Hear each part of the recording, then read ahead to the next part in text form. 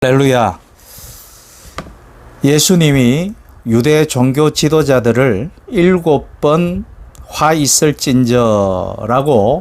질책하신 말씀을 순서대로 살펴보고 있는 중으로 오늘은 그 6번째 시간이 되겠습니다.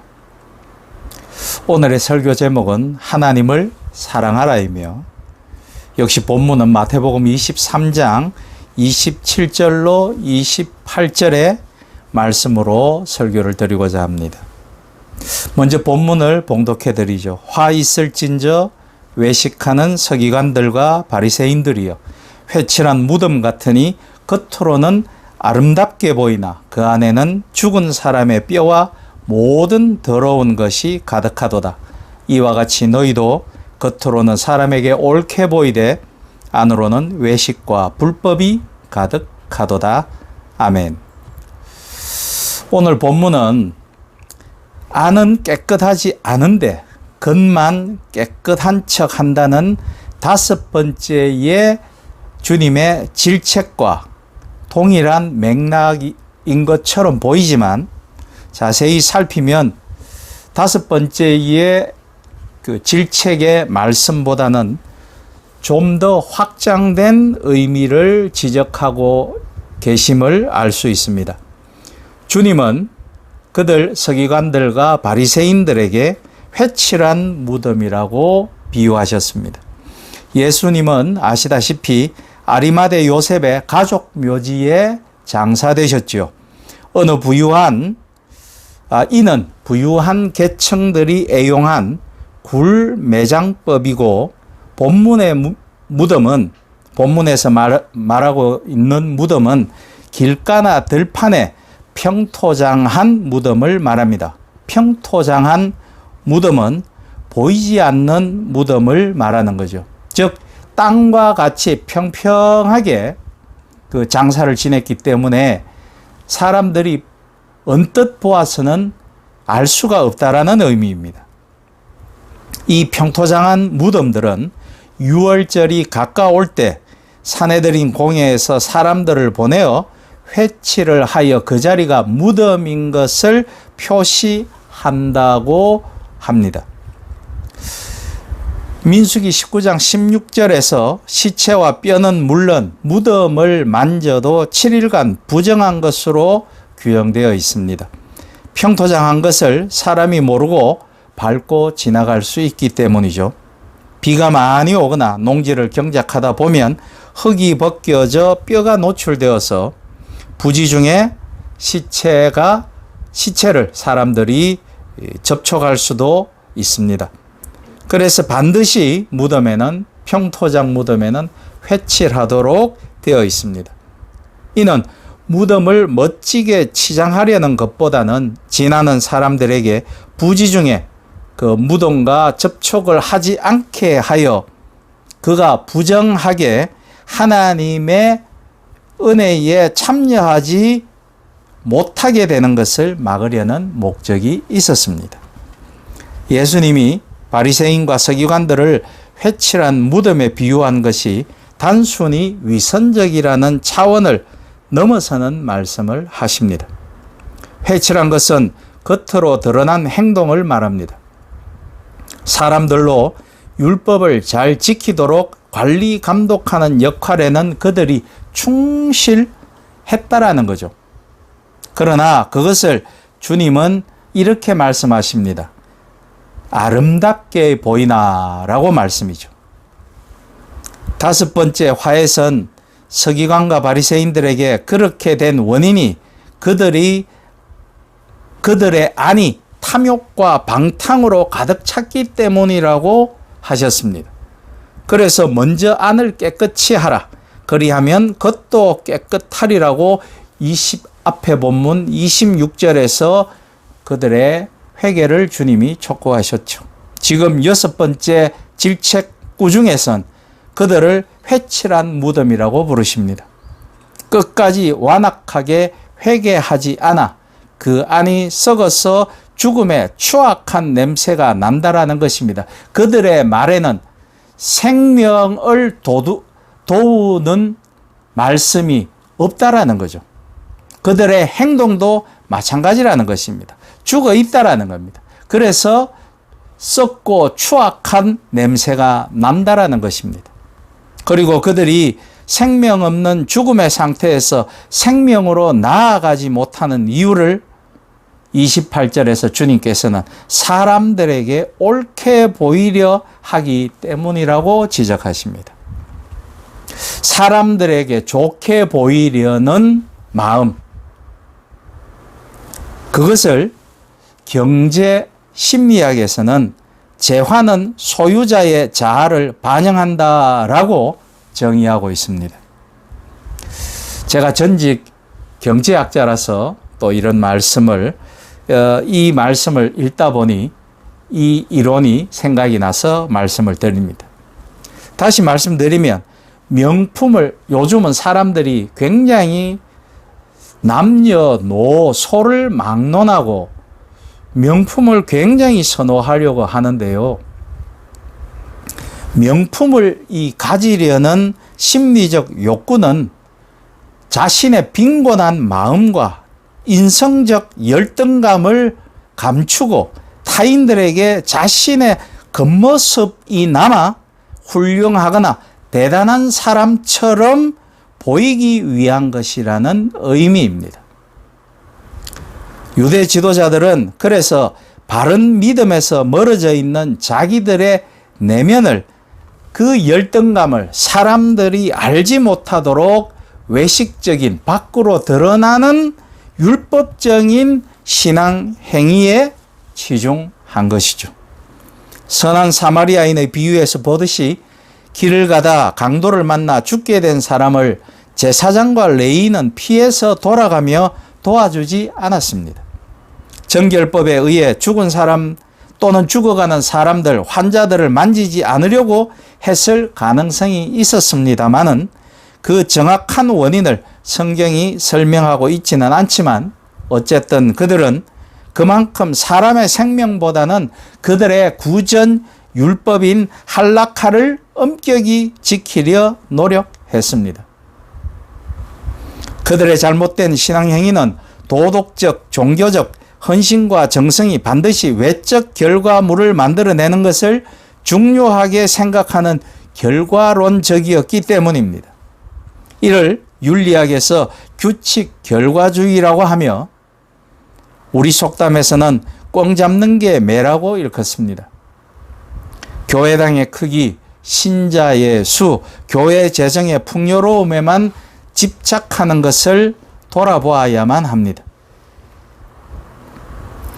지금 주님이 질책하신 뜻은 안을 먼저 하나님의 진리와 정의, 아름다움으로 채우라는 말씀이십니다. 사람으로가 아닌 하나님께로만 온 것으로 채워야 한다라는 뜻이죠. 하나님과의 실제적, 체험적, 개인적, 인격적 관계가 없으면 결코 안이 깨끗해질 수 없다라는 점을 온전히 인식하라는 것입니다. 인간의 안은 스스로는 선하게 바꿀 수 없을 만큼 철저히 타락되어 있습니다. 하나님의 은혜로만 안이 깨끗해지는데도 불구하고 유대 지도자들은 윤리적, 절차적 율법으로 사람이 구원을 받을 수 있으며 공의로울 수 있다라는 잘못된 진리를 유대 백성들에게 가르친다라는 것입니다. 인간은 하나님 앞에 내세울 것이 하나도 없습니다. 아무리 수만 명이 출석하는 교회로 성장시켜서도 정말로 보상을 바라지 않고 엄밀히 많은 선행을 했어도 말씀과 기도로 매일 아침을 은혜롭게 시작해도 사람들 앞에 자기를 높여서 잘 보이려고 전혀 시도하지 않았어도 하나님 앞에 설 때는 정말로 빈손으로 서야만 하는 것입니다. 그러니 하나님과의 1대1의 인격적이고 개인적인 만남이 없다면 그 안은 황폐되어 있고 썩어 있는 믿는 자라 할 수 있습니다. 하나님을 알고 예수님을 믿게 되었다라는 뜻이 무엇입니까? 예수님을 믿기 전과는 전혀 다른 의도와 가치를 갖고서 매일을 사랑과 은혜로 기뻐 살 수 있게 되었다는 그 자체야말로 표현할 수 없는 감사임을 알게 되는 것, 그것을 깨닫는 그것이 바로 예수 믿는 기쁨이요 감사함이겠죠. 예수 그리스도의 십자가의 은혜를 깨닫고 그분의 사랑의 품 안에 거하면서 받은 놀라운 사랑을 주변과 이웃에 나누며 복음을 증거하는 것이 인생의 가장 큰 소망과 보람이 되는 것, 그것이 믿는 자인 것입니다. 그런 사람을 성도라고 하는 것입니다. 하나님 앞에 나갈 때는 아무리 믿음이 좋고 신령한 자라도 진정으로 낮아져서 순전한 감사와 찬양과 경배를 드려야 합니다. 아니, 그럴 수 있는 자야말로 경건한 신자일 것입니다. 예컨대 신자가 겉으로 행동으로 나타내야 할 것은 하나뿐이라는 것입니다. 현실에서 형통을 하든 실패를 하든 하나님께 전적으로 맡겨야 하는, 바로 그러한 것이 신앙이요, 그러한 것이 성도의 도리요 의무이고 책무일 것입니다. 특별히 도무지 이해도 안 되고 견디기 힘든 문제와 상처와 환난 중에 있을 때 신자는 그래야 합니다. 전혀 변함없고 놀랍도록 오묘한 모습으로 숨겨져 있는 하나님의 사랑을 고난 가운데서도 발견해낼 줄 알아야 합니다. 최소한 그렇다는 사실이라도 우리는 확실히 알아야 하는 것입니다. 그래서 기독교에서는 세상 사람이나 다른 종교와는 달리 범사에 감사하라, 항상 기뻐하라는 불합리한 명령, 즉 Great Paradox, 이 위대한 패러독스가 작용하는 신앙인 것입니다. 실은 이러한 불합리하게 보이는 명령이 바로 그분과의 약속일 것입니다. 하나님께 전적으로 의지하면 하나님이 우리를 그렇게 만들어 주시는 것입니다. 그때 내 안에서부터 새로운 생명, 중생이 일어나는 것입니다. 먼저 우리의 안을 하나님의 사랑으로, 내가 하나님을 사랑하려는 그 사랑이 아니라 하나님으로부터 오는 사랑으로 충만하게 채워야 합니다. 그리하면 겉으로 내가 하나님을 사랑하게 되리라는 말씀이 오늘의 핵심인 것입니다. 유대인이 신앙의 금과 옥조로 여기는 신명기 6장 5절 쉐마 이스라엘의 내용도 사실은 이와 같은 것입니다. 하나님을 마음과 성품과 힘을 다해 사랑하라는 것은 먼저 하나님의 사랑으로 우리의 안을 채우라는 것입니다. 세계관을, 가치관을 바꾸라는 것입니다. 유대 지도자들이 실패한 첫째 원인이 바로 이 쉐마의 앞부분은 무시하고 뒷부분만 열심히 자기 힘으로 이루려 했던 것이기 때문이었습니다. 시편 139편 1절로 4절에서 다윗이 하나님께 찬양드리기를 여호와여 주께서 나를 살펴보셨으므로 나를 아시나이다. 주께서 내가 앉고 일었음을 아시고 멀리서도 나의 생각을 밝히 아시오며 나의 모든 길과 내가 눕는 것을 살펴보셨으므로 나의 모든 행위를 익히 아시오니 여호와여 내 혀의 말을 알지 못하시는 것이 하나도 없으시나이다 라며 다윗이 고백하고 노래하였습니다. 이는 우리의 신앙이 어떻게 고백하며 시작하여야 하는지 알려주는 것입니다. 내가 하나님을 사랑하려고 결심한 것이 아니라는 뜻입니다.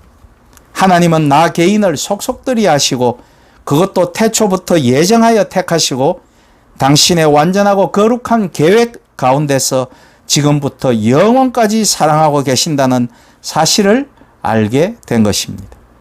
십자가 예수님의 대속하신 죽음과 그 구원의 진리의 말씀을 통해 하나님을 1대1로 인격적으로 대면하고 그 사랑 앞에 완전히 항복해야 하는 것입니다. 그렇기에 언제 어디서 무슨 일을 만나도 필연적으로 하나님을 사랑하게 되는 것입니다. 다윗은 또 이 지식이 내게 너무 기이하다고 139편 6절에서 고백합니다. 하나님이 나를 알고 있고 사랑하는 그분이 나에 대한 지식이 가장 오묘할 뿐 아니라 그분이 나를 그렇게 사랑하고 계신다는 사실을 성령을 통해 나로 알게 해주는 것과 그런 은혜를 알게 된 나의 지식 또한 너무나 기이하다는 것입니다. 지식으로 표현된 이것이 바로 믿음인 것입니다. 오늘날의 목회자와 신자의 가장 큰 잘못이 단순히 말과 행동이 일치하지 않는 것이 아닙니다. 하나님을 사랑하는 열심과 정성이 모자라는 것도 아닙니다. 오히려 그런 사랑은 오늘날 더 뜨겁고도 강하게 흘러 넘치는 듯 보입니다. 무엇보다 오늘의 우리들에겐 요한 사도와 다윗과 같은 고백이 없어졌다는 것입니다. 우리 교회가 하나님을 이만큼이나 사랑하고 있으니 하나님도 그에 걸맞게 사랑을 겉으로 나타내 달라고, 눈으로 보이게 해 달라고 요구하는 듯이 보입니다. 물질주의적 신앙이죠. 목사도 자꾸 하나님을 사랑하는 모습을 겉으로 드러내라고 신자들을 가르치고 독려합니다. 교회 중심으로만 모이라고 합니다. 어디 가서 우리 교회만이, 우리 목사님만이 최고라고 말하고 다니라고 가르칩니다. 자기들 교회에만 하나님이 계시는 것처럼 가르칩니다. 오직 하나인 여호와 하나님을 온전히 가르치지 않습니다. 예수님의 십자가가 퇴색되고 있습니다. 예수님이 교회와 신자의 진짜 머리가 되어 있지 않습니다. 다른 무엇들이 교회의 머리가 되어 있습니다. 때론 그 자리에 목회자들이 앉아 있습니다.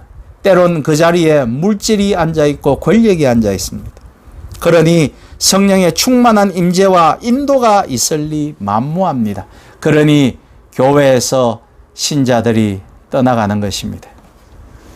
신자의 겉모습이 아무리 세상에서 실패했어도 실망하고 염려할 이유는 하나도 없습니다. 진정으로 하나님 앞으로 가난한 마음으로 나아오면 천국을 허락하시겠노라고 예수님께서 선포하셨습니다. 바라기는 하나님만의 절대적이고 영원한 계획에 따라 하나님의 때와 장소에서 하나님만의 방식으로 하나님의 영광이 드러나도록 반드시 이끄실 것이라고 믿고 하나님의 사랑을 따르는, 그리고 하나님만을 사랑하는 저와 여러분이 되시길 주님의 이름으로 부탁드립니다. 아멘.